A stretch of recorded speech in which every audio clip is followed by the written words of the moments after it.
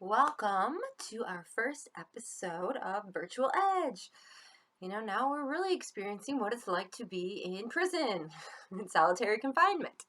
Um, so I hope you guys are all doing well, staying healthy. Today we are going to be talking about sin. We're going to be talking about forgiveness and suffering. So first of all, let's start with talking about suffering. In our video, Josh asked about suffering. He said, what is real suffering? Do we experience suffering? Are we experiencing it right now?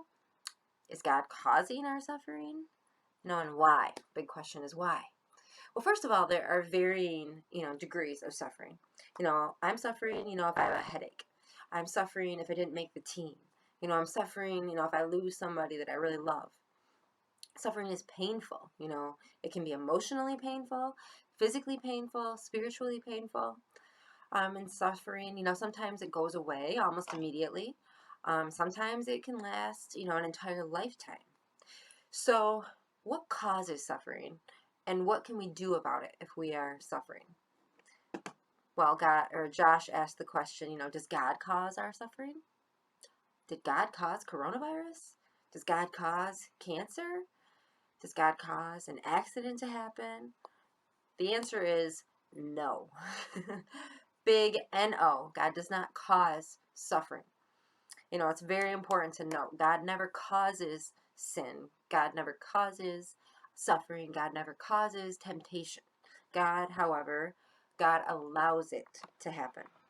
So let's go back to the beginning of the year. We spent a lot of time, studying theology of the body and talking about this. God created Adam and Eve.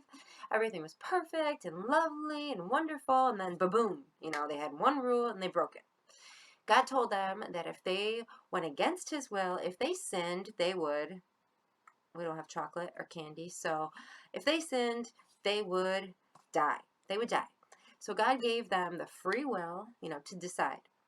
The result of their sin was, in fact, death.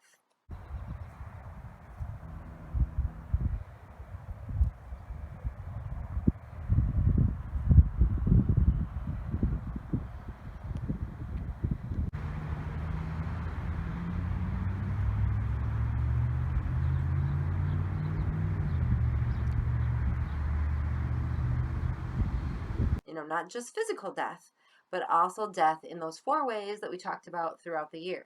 Death between man and man. Say them with me now. Between man and man. Death between man and God. Death between body and soul.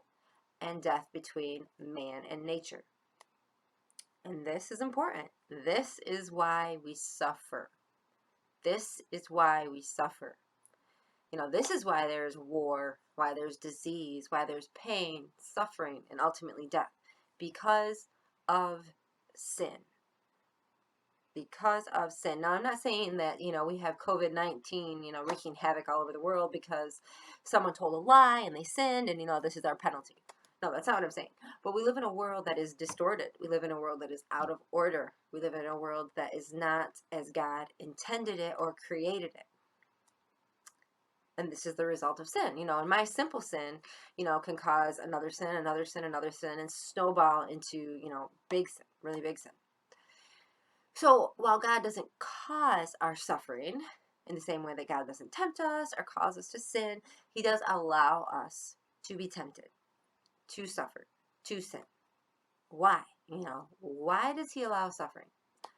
Well, to answer this, you're going to watch this next video that's included in your homework. So click on the next link and then you'll come back to me.